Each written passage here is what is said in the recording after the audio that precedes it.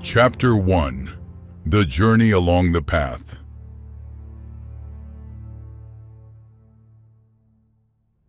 My name is Gabriel, and together with my wife Laura, we had decided to take a trip we had been planning for a long time toward the northern part of South America.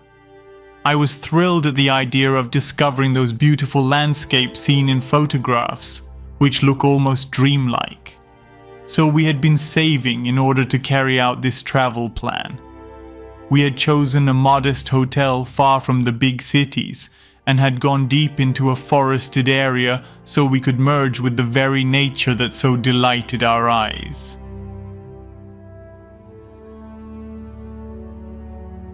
On the second day, we decided to go out and explore, venturing into the deep forest. The day began with great clarity. Not a single cloud disturbed the immensity of the eternal sky. The heat was overwhelming, and according to what the locals told us, it had already been oppressing the region for weeks with a dry summer. We began walking along a forest path near a river. That river, which at other times of the year overflowed in torrents of life, now flowed very calmly on our right. The lack of rain was evident all around. We had already traveled quite a distance, but this time something pushed us to go farther. Just a little more, we said. We carried plenty of water for the suffocating heat, so from time to time we stopped under some scattered shade to drink. Everything around us seemed stifled. Even the birdsong sounded muted, as if the drought had also stolen the animals' energy. I began to think it might be time to return to the hotel, but as I said earlier, an inexplicable force kept driving us on.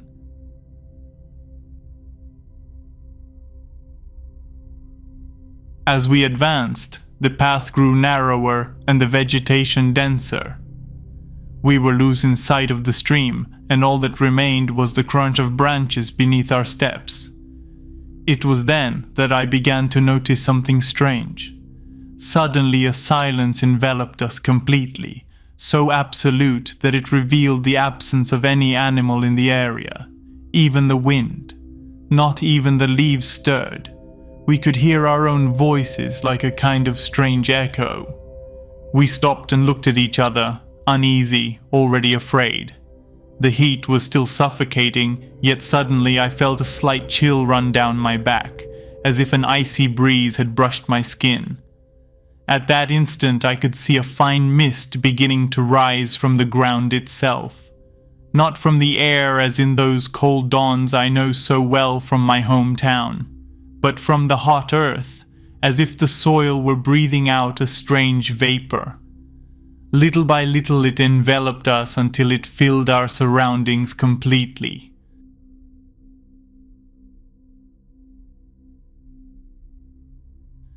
At first I thought it might be smoke, maybe a fire in the distance, but there was no smell of burnt wood, no trace of fire. It could not possibly be that. The fog grew quickly, surrounding us in a matter of seconds. Within that whitish dense vapor, I perceived reddish flashes, small sparks floating like suspended embers. Once again, I thought of the possibility of a distant fire. My wife clung to my arm. Her eyes, wide open, reflected the fear we both felt. We tried to return by the familiar path, but everything was now difficult to recognize. We could no longer tell where we were. Every tree, every rock seemed to have shifted, as if it were an entirely different place. We now found ourselves trapped in an unknown forest in a country that was not even our own. We tried to use our phones, but they had no signal, and Laura's phone shut down completely. She began to breathe with difficulty, seized by an anxiety attack. Her voice broke in a desperate cry. "Where are we? Please, someone help us." Her words were swallowed by the absolute silence, fading into an echo that was lost in the infinite. I tried to calm her, though I myself could barely hold on. Fear was beginning to blend with a strange fascination. There was something unnatural about this situation, something that defied all logic. Nothing in our surroundings made sense. And then, among the dense fog, silhouettes took shape. First, a diffuse shadow, then a well-defined outline, a figure. They were not common walkers nor people lost like us. This shadow was very tall, covered with a dark robe that brushed the ground, and a hood that concealed the face completely. My heart pounded violently in my chest. I wanted to flee, to run away, but my legs refused to move. My wife gripped my arm tightly, trembling. I could not utter a word.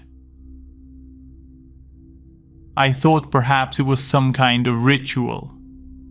Then we saw more shadows around us, moving quickly in circles within the mist. Those figures stopped just a few meters away, and one finally seemed to approach. It was then that one of them, the one who appeared to lead, slightly bowed his head forward. The hood and some kind of mask hid his face, but from the shadows emerged a deep voice, modulated with an accent impossible to identify. Where do you come from? I didn't know what to answer. I didn't even know if it was wise to speak at that moment. I could only think about how to escape from there. The only thing I knew for sure was that our walk along a familiar path had suddenly and inevitably turned into the beginning of a mystery, dragging us into a place from which perhaps there would be no return. And that was the cruelest fear of all. Chapter 2: The Beings in Dark Robes.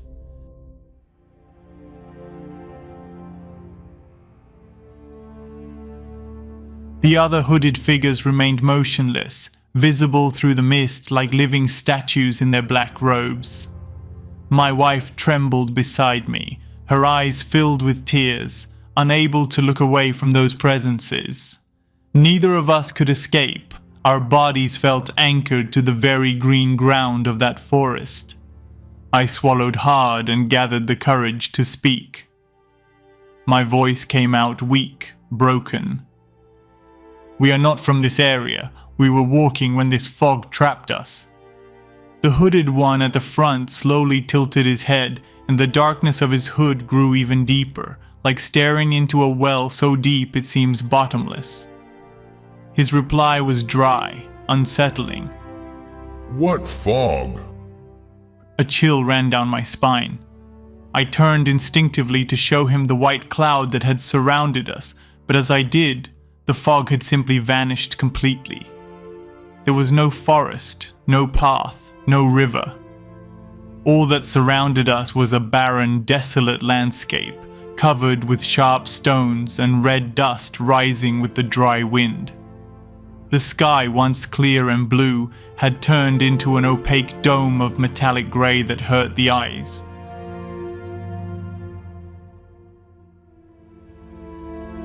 My wife stepped back, letting out a muffled scream. She tried to run but tripped over the stones and fell to her knees. I helped her up and held her tightly as I searched for some logical explanation, though deep down I knew none could exist. We were lost among beings that did not even seem to belong to this world. Everything we knew had been ripped away at once, as if we had been transported to another place, or worse, to another reality. My mind kept repeating, where are we really?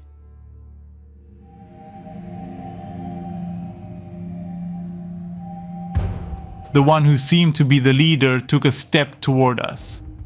His movements were slow, deliberate, and each time he advanced it felt as if the very ground trembled, as though it accompanied our own steps. He extended a hand wrapped in dark cloth and said calmly, with a strange English accent, "Do not fear. Everything is under control. You are now in this reality, but do not despair."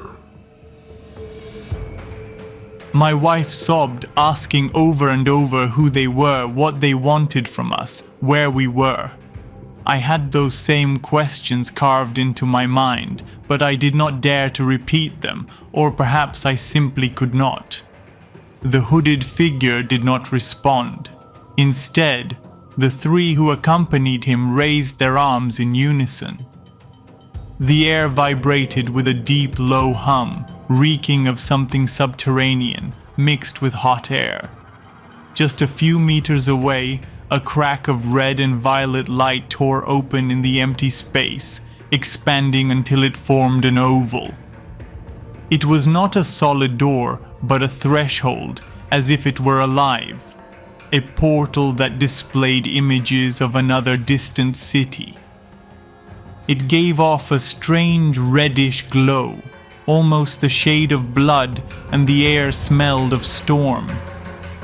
I could barely stand. The portal radiated an energy that both pulled me and repelled me at the same time. My legs trembled. I didn't know if from fear or from an invisible force pushing me forward. The three hooded ones who had opened that portal began to move toward it and disappeared into it. They walked without walking.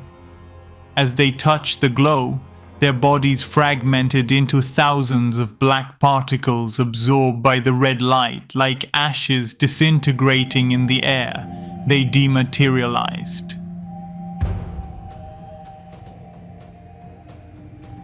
The leader turned toward me, and although his face was still hidden beneath the hood, I felt his gaze pierce through me. His voice resonated again, deeper than before. "This is the moment. If you take one step forward, the answers you seek will be within your reach." My wife screamed desperately, clutching my arm with all her strength. "No, we're not going anywhere. I want to go home." I am not sure why she could express her deepest fears, while I could not. I was in a kind of trance. I wanted to run, to flee that cursed place, but something inside me burned with curiosity. A dark part, not entirely mine, whispered that if I crossed that threshold, I could discover the truth of what I had always suspected, that our reality was not what it seemed.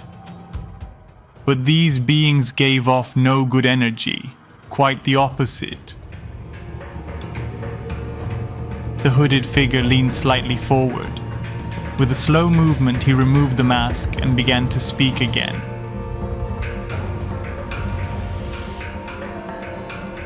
Chapter 3: Crossing the Portal. Your home, do you really think you know it? What you call life is nothing but a stage, a prison disguised as habit. Beyond this threshold lies the true, and you, as a traveler and adventurer, will want to know it all.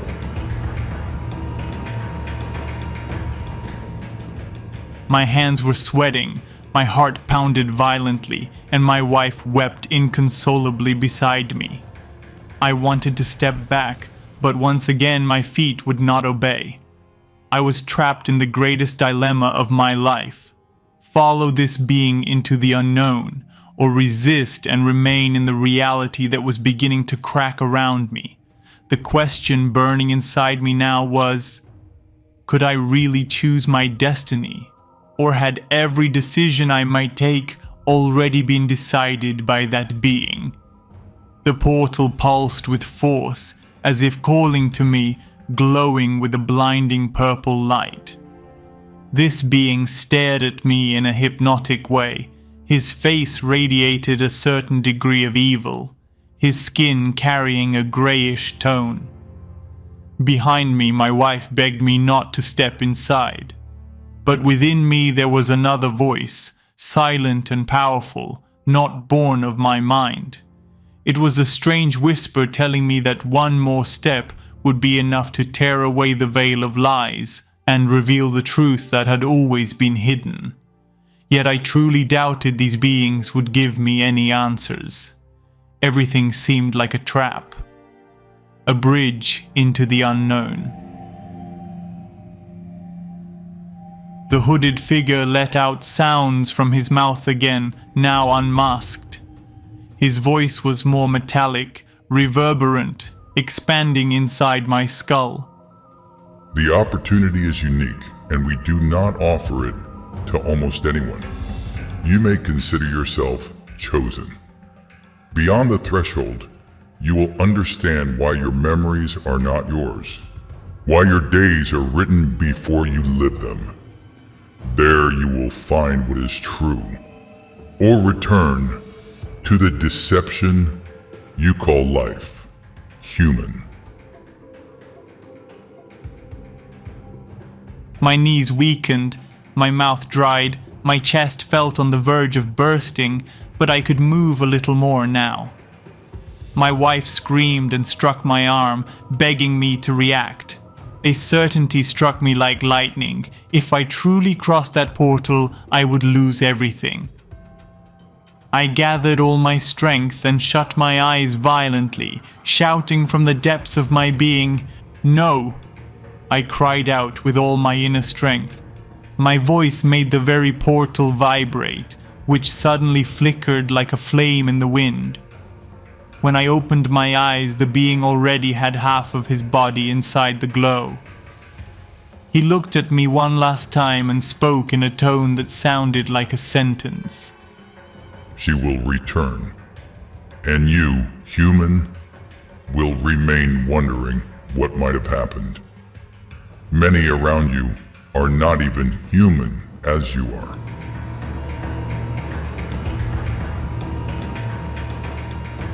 His silhouette slowly disintegrated, absorbed by the red light until nothing remained. The portal throbbed once more and then shut abruptly, as if it had never existed. The barren landscape shattered like a broken mirror, and in a blink the forest surrounded me again.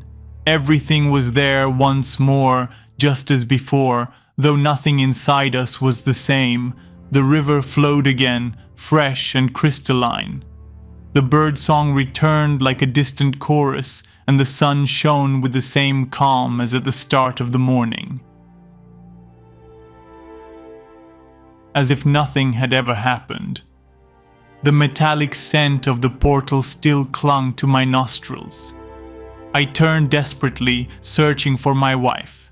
At first, I did not see her. A cold emptiness struck my stomach, the terror that she had not returned with me.